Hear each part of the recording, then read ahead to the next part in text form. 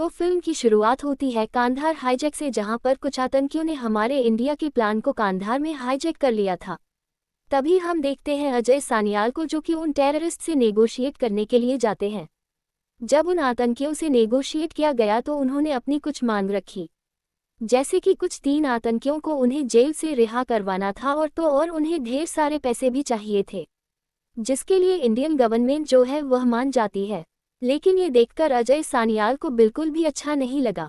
कई सारे लोगों का मानना तो ये था कि कमांडो को भिजवाकर उन पर अटैक करवा देना चाहिए था, लेकिन उस प्लेन में 160 पैसेंजर थे जिनकी जान पर खतरा हो सकता था, इसलिए ऐसे कोई भी कदम नहीं उठाए गए। लेकिन इन लोगों से निपटने के लिए अजय ने एक बहुत ही अच्छा प्लान बनाया है। उस प्लान का नाम अजय ने धुरंधर रखा है। धुरंधर एक ऐसा प्रोजेक्ट है जो कि बहुत ही लंबे सालों तक चल सकता है, लेकिन इससे फ़ायदा ये होगा कि पाकिस्तान से जो भी गतिविधि होगी, जो भी एक्टिविटी होगी, उन सारी गतिविधियों के बारे में हमें पहले पता चल जाएगा और फिर आगे से हमारे इंडिया पर कोई भी अटैक नहीं हो पाएंगे। लेकिन गवर्नमेंट ने इसे रिजेक्ट कर दिया। ये देखकर अजय को बिल्कुल भी अच्छा नहीं लगा, क्योंकि यह उनका ड्रीम प्रोजेक्ट था। जिसके बाद सीन शिफ्ट होता है 2001 की तरफ, जहां हम देखते हैं कि 2001 में पार्लियामेंट में एक बहुत बड़ा अटैक होता है जिसमें बहुत सारे लोग मारे गए थे। ये देखकर अजय सान्याल से रहा नहीं गया और वह फिर से धुरंधर प्रोजेक्ट का प्रस्ताव रखते हैं। गवर्नमेंट ने हाल ही में नोटिस किया है कि अटैक बढ़ते जा रहे हैं और अगर ऐसे ही चलता रहा तो देश की हालत बहुत ही बुरी हो जाएगी।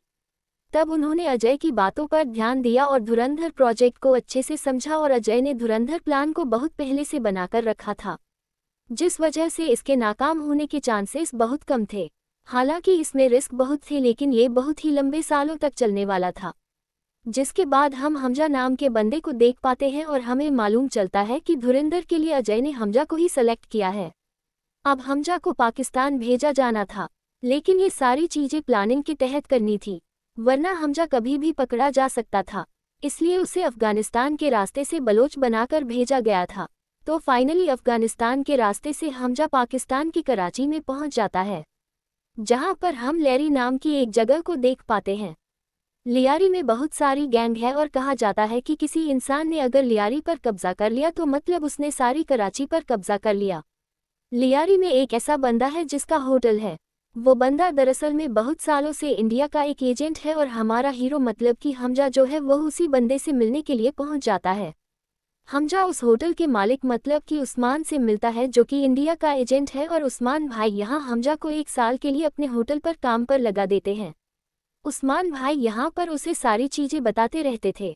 वह बताते हैं कि जब उसे पहला ऑपरेशन मिला था वह उसे 6 सालों के बाद मिला था। तब तक उन्होंने 6 सालों तक चाय बेची। अब उस्मान भाई हमजा को लियारी की गैंग के बारे में बताते हैं। वह बताते हैं कि लेरी में गैंग जो है वह कौम के नाम पर बंटी है। तू बलूच है, इसलिए तू रहमान डकैत की गैंग में शामिल हो सकता है, क्योंकि रहमान डकैत का नाम रहमान बलोच है। लियारी में एक गैंग और है जिसे बाबू डकैत और अरशद पप्पू चलाते हैं, लेकिन हमजा को समझ नहीं आ रहा था कि आखिरकार रहमान डकैत और बाबू डकैत दोनों के पीछे डकैत आता है तो दोनों साथ क्यों नहीं है। तो उस्मान भाई बताते हैं कि बात कुछ ऐसी है कि लोगों का मानना है कि बाबू डकैत की रहमान डकैत जो है वह नाजायज़ औलाद है, और जब ये बात रहमान डकैत को मालूम चली तो उसने अपनी अम्मी को मार दिया। इससे तुम पता लगा सकते हो कि रहमान डकैत जो है वो कितना खूंखार आदमी है। तुम्हें रहमान डकैत उर्फ रहमान बलोच के गैंग में ही शामिल होना है और तुम्हें बाबू डकैत और अरशद पप्पू की गैंग से बचकर रहना होगा। अब बात थी कि आखिरकार हमजा जो है वह रहमान डकैत की गैंग में शामिल कैसे होगा। तब मालूम चलता है कि बाबू डकैत और अरशद पप्पू के लोग जो है वह रहमान डकैत के बड़े बेटे पर हमला करने वाले हैं, और अगर हमला होते वक्त अगर हमजा ने उसके बड़े बेटे को बचा लिया तो फिर वो रहमान डकैत की गैंग में शामिल हो सकता है। इसमें रिस्क बहुत होने वाला था, लेकिन हमजा मान जाता है। और जब रहमान डकैत के दोनों बेटे एक शादी में पहुंचे तो वहां अचानक से उन लोगों के ऊपर हमला हो गया। ये हमला बाबू डकैत और अरशद पप्पू के लोगों ने करवाया था, और फिर मौका देखकर हमजा भी वहां पहुंच जाता है और इन दोनों बच्चों को बचाने की पूरी कोशिश करता है। लेकिन आखिर में हम देखते हैं कि हमजा जो है वह रहमान डकैत के बड़े बेटे को नहीं बचा पाता है, लेकिन हमजा ने रहमान के छोटे बेटे को बचा लिया था। रही बात बड़े बेटे की, तो हमजा ने उसे हॉस्पिटल लेकर गया था, लेकिन वहां वो नहीं बच पाया था। थोड़ी ही देर के बाद यहाँ पर एंट्री होती है रहमान डकैत की, जो कि बहुत ही खूंखार है। लेकिन अपने बेटे की मौत के बाद वह बहुत ज़्यादा उदास था और हद से ज़्यादा गुस्से में भी। रहमान डकैत के छोटे बेटे ने उसे बता दिया था कि हमजा ने उनकी जान पर खेलकर जान बचाई है। ये देखते हुए रहमान जो है वह उसे 1 लाख रुपए देने लगता है, लेकिन हमजा इसे लेने से इनकार कर देता है और वह रहमान से कहता है कि आप बलोच हैं और आपने बलोच लोगों के लिए बहुत कुछ किया है। हमजा अपने बारे में भी बता देता है कि वो भी एक बलोच है और वो यहाँ तक कैसे पहुँचा। हमजा कहता है कि उन्हें पूरा भरोसा है कि एक दिन वो बलूच लोगों को आज़ादी दिलवाएंगी क्योंकि वह उनके लिए खुदा की तरह है। लेकिन रहमान के अंदर तो बदले की आग जल रही थी। उसे मालूम है कि यह अटैक जो है वह बाबू डकैत और पप्पू अरशद ने कर पाया है। वह तो उन लोगों से आज के आज बदला लेना चाहता था कि तभी यहाँ पर एमएलए आ जाता है जिसका नाम जमील है। वो यहाँ आकर रहमान के पैर पर गिड़गिड़ाने लगता है कि अभी वह ऐसे कोई भी कदम ना उठाए क्योंकि अगर ऐसा हुआ तो इलेक्शन में बहुत ही बुरा प्रभाव पड़ सकता है। जमील कहता है कि इलेक्शन नज़दीक है, एक बार इलेक्शन जीत जाए उसके बाद सारी सत्ता हमारे पास रहेगी, जिसके बाद तुम्हें जो कुछ भी करना है तुम्हें कोई भी नहीं रोकने वाला। रही बात हमजा की, तो अब हमजा जो है वह रहमान डकैत की गैंग में शामिल हो चुका था। वो इन लोगों के साथ रहने लगता है और अब उनका काम भी संभालने लगा था। रहमान का चचेरा भाई उजैर है जिस पर वह बहुत भरोसा करते हैं और उजैर जो है वह अब हमजा पर भरोसा करने लगा है। एक और बंदा है जिसका नाम दगा है जो कि बहुत ही खतरनाक है। लेकिन बेटे की मौत के बाद से अब रहमान जो है वह उदास रहने लगा था। उसे बिल्कुल समझ नहीं आ रहा था कि क्या इलेक्शन का इंतजार करना चाहिए या फिर अपने बेटे का बदला ले लेना चाहिए। इसके बारे में सबसे राय लेता है, लेकिन कुछ लोगों का मानना था कि इलेक्शन के बाद ही बदला लेना चाहिए क्योंकि फंडिंग जो है वह हमें वहीं से मिलती है। लेकिन जब हमजा से पूछा जाता है तो हमजा कहता है कि मेरा यह मानना नहीं है। वो कहता है कि लैरी जो है वह 2 हिस्सों में बटा है और अगर ऐसे में हम बाबू डकैत को मार देते हैं तो सारी जनता जो है वह हमारी साइड हो जाएगी और सारी वोट भी हमारी तरफ ही हो जाएगी। रही बात बदले की, तो बदले को इतने ज़्यादा दिनों तक टाला नहीं करते। तब रहमान डकैत जो है वह हमजा की बात मान लेता है और अब वह लोग बाबू डकैत के लोगों को ढूंढना स्टार्ट कर देते हैं। जहां भी वो लोग मिलते हैं उन सभी लोगों को यहाँ रहमान डकैत के लोग बुरी तरह से मार रहे थे। और फिर आखिर में हमजा और उजैर को बाबू डकैत मिल जाता है, जिसका वह लोग पीछा करते हैं और उसे पकड़ लेते हैं। जिसके बाद रहमान डकैत यहाँ पर आता है और वो यहाँ पर बाबू डकैत को बहुत ही गंदी मौत देता है।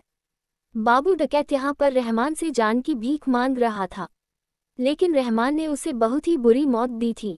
उसका कहना यह था कि बच्चे को नहीं मारना चाहिए था, तो इस तरह से रहमान डकैत ने अपना फैसला लिया था। रही बात इलेक्शन की, तो इलेक्शन का इस पर कोई भी फर्क नहीं पड़ा था। और रही बात हमजा की, तो हमजा अब उनके और भी ज़्यादा क्लोज हो चुका था। सारी चीज़ें अब उसे भी पता चल रही थी। गैंग में जो कुछ भी होता अब हमजा को सारी चीज़ें पता चल रही थी।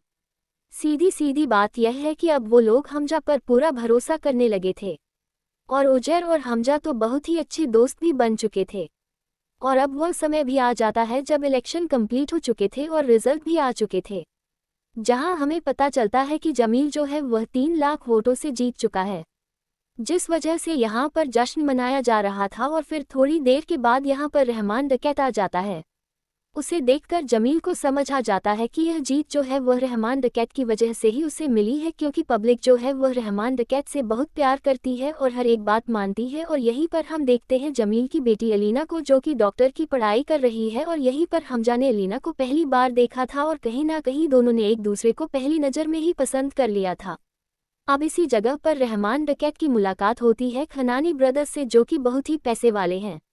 अब क्योंकि खनानी ब्रदर्स जो है वह बहुत ही पैसे वाले थे, इसलिए रहमान डकैत को उनसे मीटिंग करना तो था ही, लेकिन फिलहाल हमारे हीरो हमजा को अलीना से मिलना था। इसलिए वो एक पार्टी में जाता है और वहां वो पुलिस के द्वारा रेड पड़वा देता है, जिस वजह से यहाँ पर अलीना को भागना पड़ता है और हमजा को उसे लिफ्ट देना पड़ता है, क्योंकि हमजा ने उसकी कार को खराब कर दिया था। इसी बहाने उनकी बहुत अच्छी दोस्ती हो जाती है। कहीं ना कहीं वह एक दूसरे को अब पसंद करने लगे थे। अब कुछ दिनों के बाद रहमान डकैत जो है वह खनानी ब्रदर्स से मिलने के लिए पहुंच जाता है, लेकिन वहां पहुंचने के बाद रहमान डकैत की मुलाकात होती है आईएसआई के चीफ मेजर इकबाल से, जो कि किसी भी हालत में बस इंडिया को खत्म करना चाहता है। वो यहाँ पर एक बहुत बड़ी डील लेकर आया था। मेजर इकबाल बताता है कि उसे बहुत सारे हथियार की ज़रूरत है, बदले में उसे मनचाहा पैसा मिलेगा, लेकिन उन हथियारों पर अमेरिकी या फिर रूसी साइन होने चाहिए ताकि कोई प्रॉब्लम हो तो पाकिस्तान के लोग जो है वह प्रॉब्लम में ना आए। दूसरी तरफ एमएलए जमील के पास ये खबर पहुंच जाती है कि रहमान डकैत जो है वह अपनी नई पार्टी अनाउंस करने वाला है। वह सोच लेता है कि अगर किसी राक्षस को मारना है तो हमें एक दानव लेकर आना पड़ेगा। उस दानव का नाम था एसपी चौधरी असलम। दूसरी तरफ हम देखते हैं रहमान डकैत को जो कि बलूचिस्तान पहुंच जाता है श्रीनगर से मिलने के लिए, क्योंकि वह वहां हथियार की डील करने वाला था तो वो लोग खुशी खुशी हथियार देने को राजी हो जाते हैं। तो एसपी चौधरी असलम अब जमील के पास आता है। वो उससे कहता है कि आपने जो काम मुझे सौंपा है वो काम मैं नहीं कर सकता, क्योंकि आपने मुझे काम सौंपा है कि पूरे लिहारी को साफ करना है और बिल्कुल क्लीन बनाना है। अगर मैं लैरी में गया तो मुझे लैरी का एक अलग टास्क फोर्स चाहिए जिसके बारे में किसी को भी कोई खबर नहीं होगी, जिसके लिए एमएलए जमील मान जाता है। दूसरी तरफ हम देखते हैं कि अजय सानियाल के पास सारी खबर पहुंच रही थी और हाल ही में एक बहुत बड़ी खबर जो है वो उनके पास पहुंची है।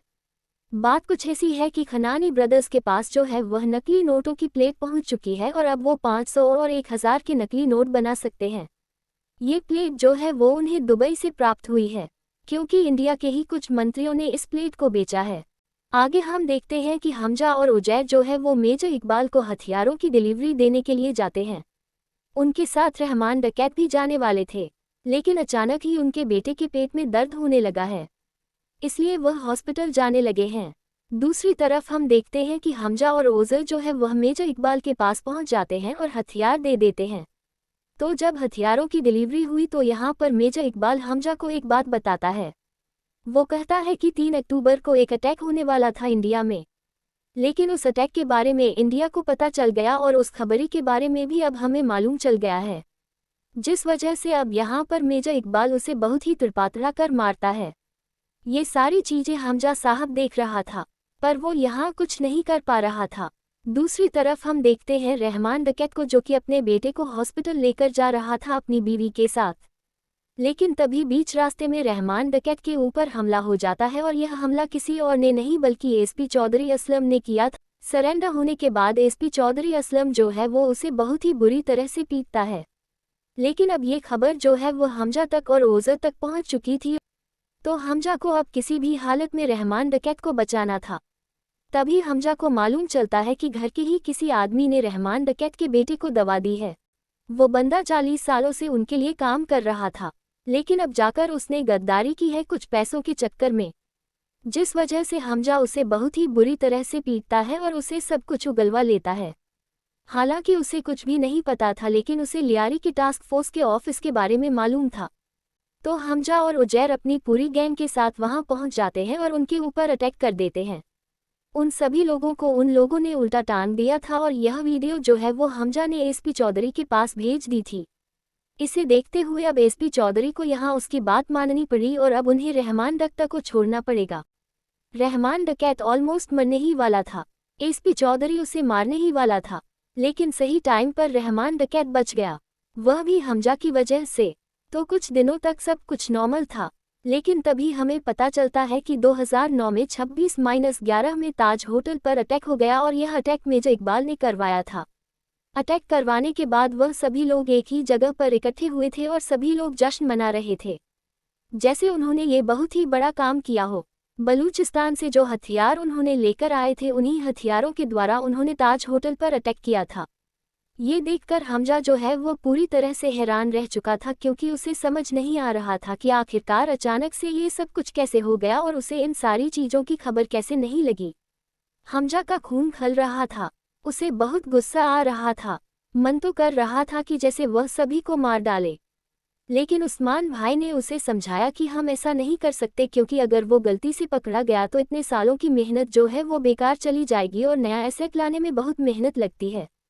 अब कुछ दिनों के बाद हम देखते हैं कि रहमान डकैत जो है वह अपनी नई पार्टी अनाउंस करते हैं। तो अब हमजा जो है वह जमील के साथ हाथ मिला लेता है और अब वह रहमान डकैत को सिर्फ बर्बाद करने वाले थे, लेकिन उससे पहले अलीना और हमजा की शादी कराई जाती है, क्योंकि वो दोनों साथ में तो रहते थे पर उन दोनों की शादी नहीं हुई थी, इसलिए उनकी शादी जो है वह बहुत ही धूमधाम से की जाती है और इस शादी में सभी लोग आए हुए थे, मतलब कि रहमान डकैत, खनानी ब्रदर्स और आईएसआई के चीफ मेजर इकबाल भी आया हुआ था। वह यहीं पर रहकर आगे की प्लानिंग करने लगते हैं। वह सभी लोग नशे में धुत थे, इसीलिए यहाँ पर हमजा जो है वह उनके पास आ जाता है। और अब मेजर इकबाल कहता है कि अगला टारगेट जो है वह जल्द करने वाले हैं, जो कि 15 अगस्त के आसपास का रहेगा, और उन्हें हथियार भी जल्द से जल्द चाहिए होंगे, जिसके लिए रहमान डकैत ने भी हाँ बोल दी थी।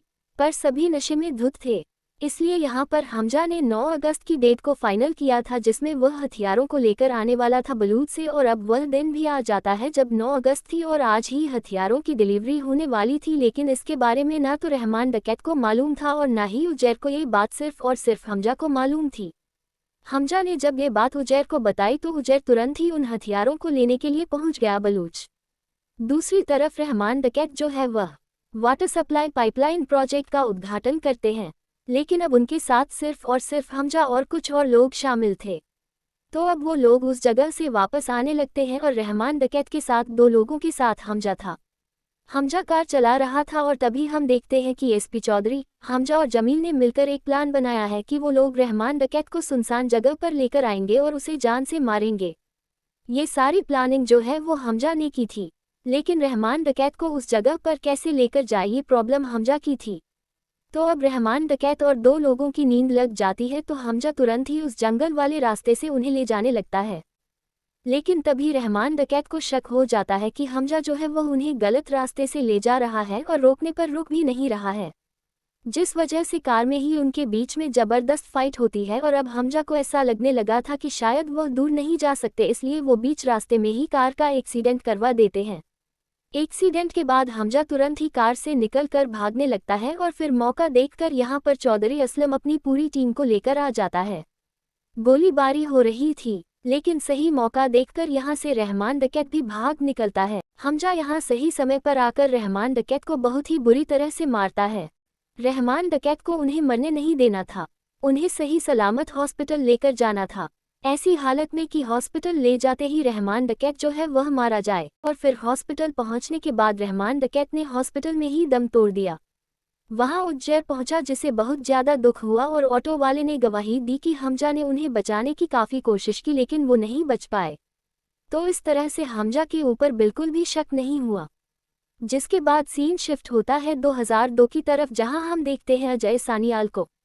2002 के आसपास ही प्लान धुरंधर जो है वो एक्टिव हुआ था और उन्होंने हमजा को सिलेक्ट किया था और पूरी तरह से रेडी भी किया था। हमजा का असली नाम जो है वो जसकीरत सिंह रंगी है, जो कि मर भी जाए तो भी कोई फर्क नहीं पड़ेगा, क्योंकि उन्होंने ऐसे ही आदमी को सिलेक्ट किया है। तो उम्मीद करता हूँ दोस्तों आपको यह वीडियो पसंद आए होगी।